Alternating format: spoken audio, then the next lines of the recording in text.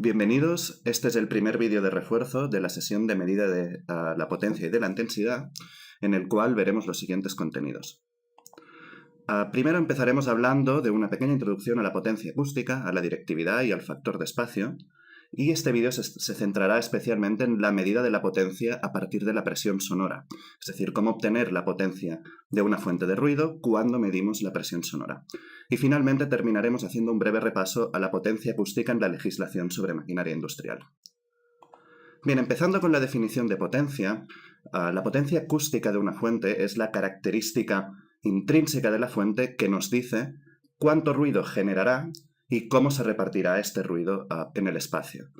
Si hacemos una analogía entre lo que sería una fuente acústica y, por ejemplo, una estufa o un radiador, vemos que en una fuente acústica caracterizarla a partir del nivel de presión no tiene demasiado sentido, porque la presión sonora ¿de qué depende? Pues de la potencia de la fuente sonora, del patrón de directividad o de radiación, de la distancia a la cual estamos midiendo de la fuente y de los objetos y paredes cercanos. Igual que en un radiador no tiene sentido caracterizar el radiador a partir de qué temperatura mediríamos en una habitación con un termómetro. Pues bien, la característica más importante de la fuente es su potencia y es el parámetro que utilizaremos para comparar entre fuentes de ruido y ver cuál genera más ruido, cuál genera menos ruido, qué directividad tiene, etc.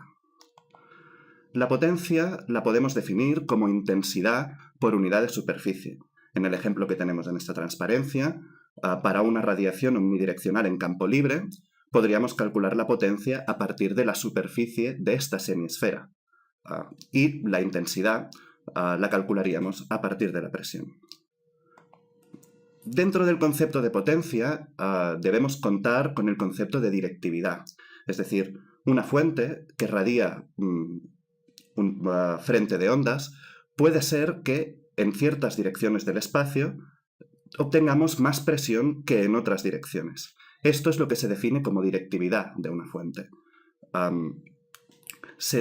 definiríamos como la diferencia que tenemos entre la intensidad que mediríamos de la fuente que queremos estudiar en una dirección concreta si comparáramos esa intensidad con la que generaría una fuente omnidireccional puntual de la misma potencia. Esta relación de intensidades es lo que llamaríamos factor de directividad y la podemos convertir a logaritmo, a decibelios, y llamaríamos índice de directividad. Además de esta característica de la fuente, la potencia también se puede ver alterada por cómo colocamos la fuente, es lo que llamamos factor de espacio. Si esta fuente está apoyada sobre el suelo, tendríamos una radiación semiesférica. Si está entre un suelo y una pared, una radiación angular. Y si está en una esquina, una radiación de octava esférica. Esto puede aumentar la directividad de la fuente, especialmente si estas superficies son reflejantes, y modificar su potencia acústica aparente.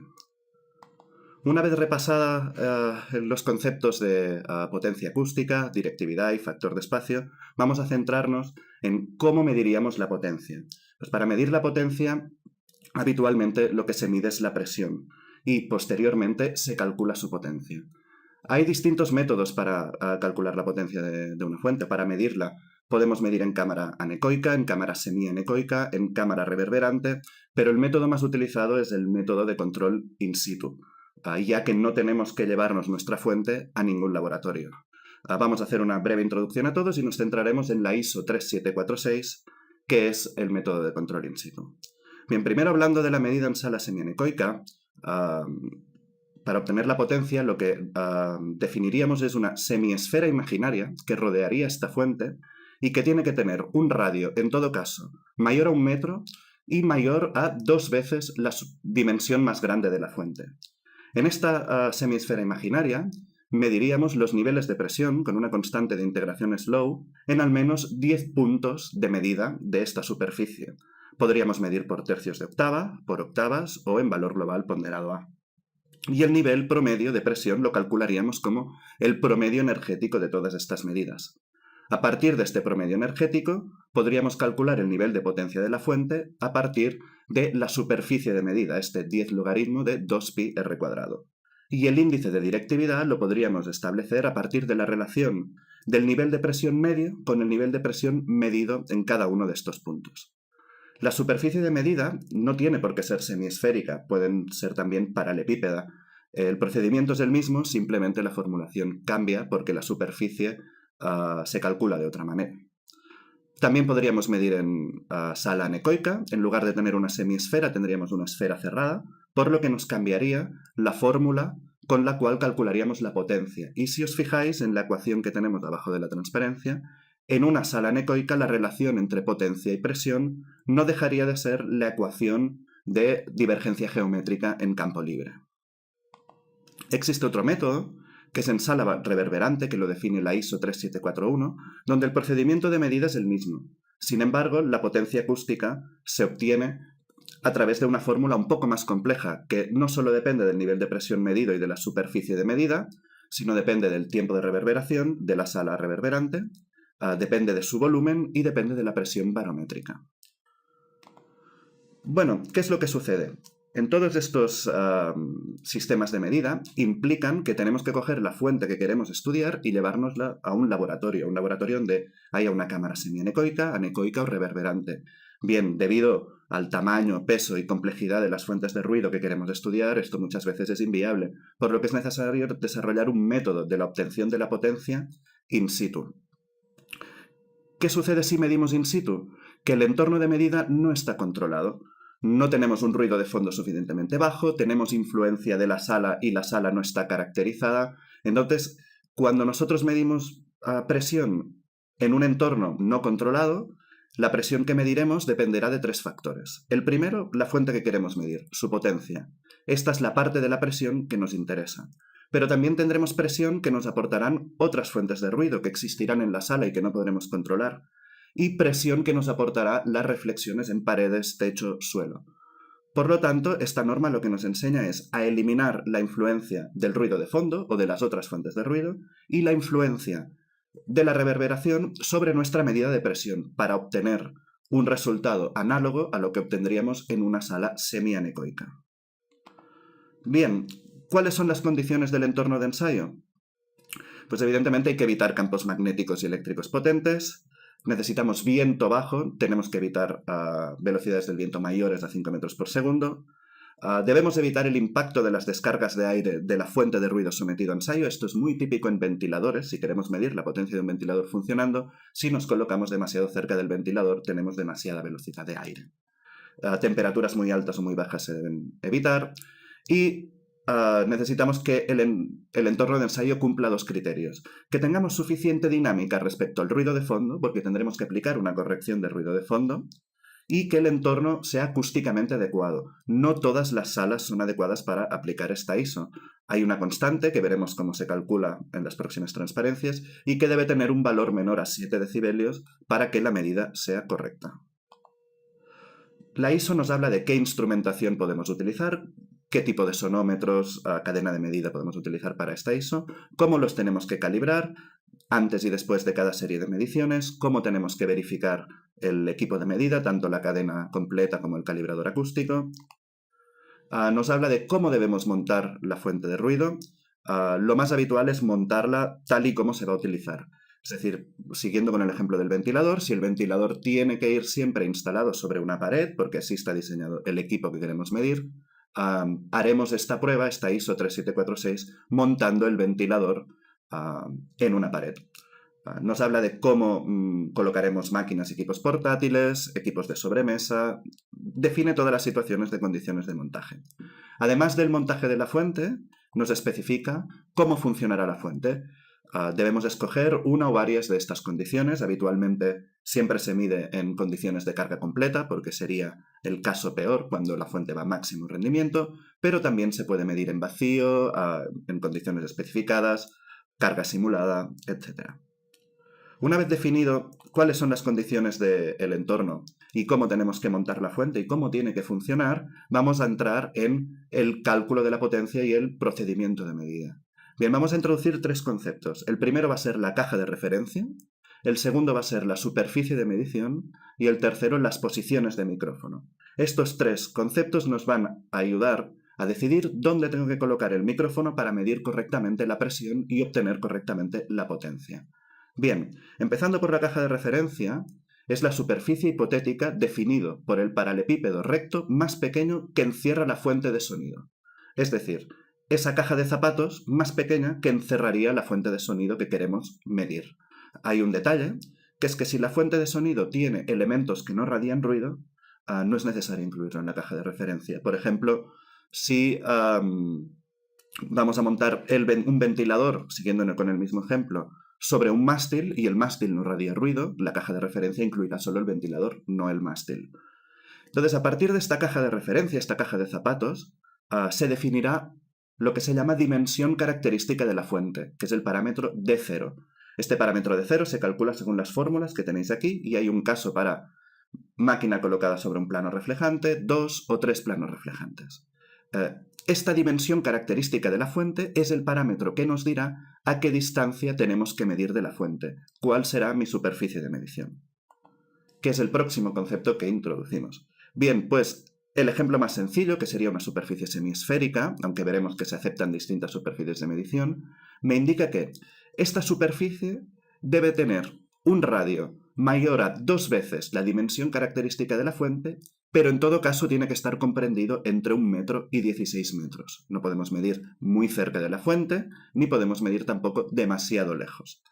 Muy bien, ya tengo la superficie de medición, pero dentro de esta semiesfera, ¿dónde colocaré mi micrófono? ¿Dónde colocaré el sonómetro?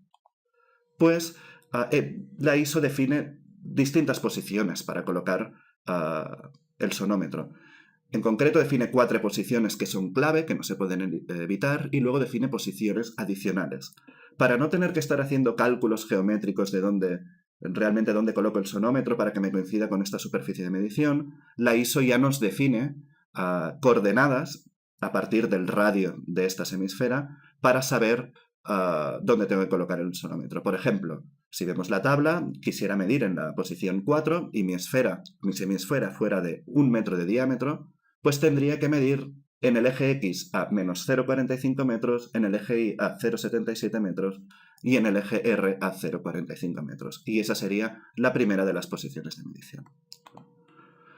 La ISO también define muchas otras superficies de medición en función del tamaño de la máquina, superficies paralelepípedas, y cada una de estas superficies tiene sus posiciones de micrófono específicas. La más habitual, y por sencillez, es la semiesfera, aunque en función de la morfología de la máquina no siempre se puede utilizar.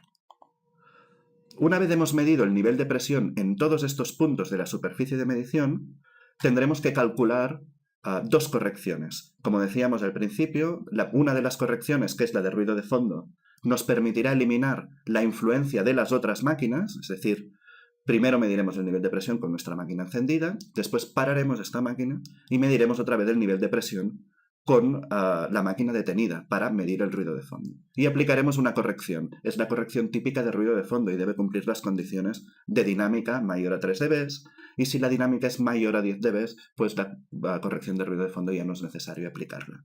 Además de eliminar la influencia de estas máquinas que no queremos estudiar, distintas a la fuente de bajo ensayo, tendremos que eliminar la influencia de la sala. ¿Cómo eliminamos la influencia de la sala? A partir de una constante, K2, que para que la sala sea adecuada tiene que dar un valor menor a 7 dB. Esta constante depende de la superficie de medición y del área de absorción de la sala en la que estamos midiendo. El área de absorción dependerá del coeficiente de absorción. Entonces, si estamos midiendo en tercios o octavas, deberemos utilizar coeficientes de absorción por tercios o por octavas. Pero la ISO da unas recomendaciones, en caso de que solo queramos medir en valor global, para coeficiente de absorción medio en función del tipo de sala en el que estamos midiendo, que es la tabla que tenéis aquí abajo a la derecha. Una vez hemos calculado estas 2 correcciones, ya podemos calcular la potencia. ¿Cómo se calcularía? Primero, del nivel de presión medido, eliminaremos la influencia del ruido de fondo y la influencia de la sala. Entonces, este nivel de presión ya solo incluirá la energía que proviene de la fuente que queremos estudiar. Una vez tenemos este nivel de presión, ya podemos calcular la potencia con el término más 10 logaritmo de la superficie de medición dividido entre una superficie de referencia de 1 metro cuadrado. Bueno, una vez hemos explicado cómo se obtiene la potencia de una fuente, cómo se mide la potencia de una fuente, porque es la característica de la fuente que nos permitirá comparar Si esta fuente genera mucho ruido o menos ruido, es mucho más útil que la presión para esta aplicación. Vamos a ver qué nos dice la legislación sobre cómo debemos etiquetar nuestra máquina y cómo debemos etiquetar un manual de instrucciones, un datasheet, para reflejar el ruido que genera. Bueno, primero tenemos un Real Decreto del año 89 que está centrado en material y maquinaria de obra y indica cómo debemos etiquetar esta maquinaria en función de la potencia acústica que genera. Esto da un sello parecido al marcaje CE, por ejemplo, que es este sello de nivel de potencia en dBAs, que habréis visto en grupos electrógenos, martillos neumáticos, muchas máquinas introducen este sello. Además de este marcaje, tenemos otro decreto relativo a la aproximación de las legislaciones de los Estados miembros sobre máquinas, que nos indica un fabricante qué datos de potencia o de presión tiene que introducir en un datasheet o en un manual de instrucciones de una fuente de ruido de una máquina que fabrique. Bien, pues esto es lo que tenemos que introducir en un datasheet. Si el nivel de presión en el puesto de trabajo es menor a 70 dBAs, solo tenemos que indicar que no se superan. Si es mayor a 70 dBAs, debemos indicar este nivel de presión en el lugar de trabajo. Si además es mayor a 85 dBAs, también deberemos indicar la potencia de la fuente. Y si el nivel de presión de pico ponderado C en el puesto de trabajo es mayor a 130 dBcs, deberemos indicar este valor de pico. Cuando habla de nivel de presión de emisión en el puesto de trabajo, esto lo que indica es que este valor es el que calculamos con la ISO 11202. Y aquí termina el primer vídeo de la sesión de potencia e intensimetría acústica.